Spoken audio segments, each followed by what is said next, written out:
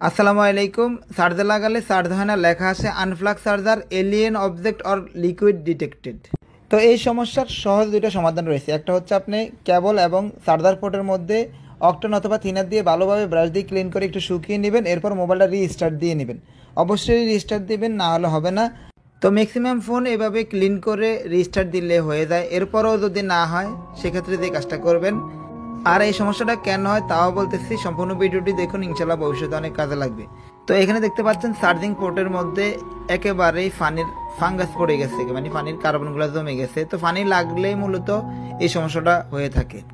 তো মোবাইল খোলার পরে লজিকের মধ্যে যদি তাকিয়ে দেখেন যে না, সার্জিক্যাল ব্লেড দিয়ে পোর্ট ঘষে দিলে কাজ হয়ে যাবে, সেটাও করতে পারেন। সব থেকে বেটার হয় আপনি পোর্টটা চেঞ্জ করে দেন। পোর্টটা চেঞ্জ করে দিলে ইনশাল্লাহ এই সমস্যাটা সমাধান হয়ে যাবে।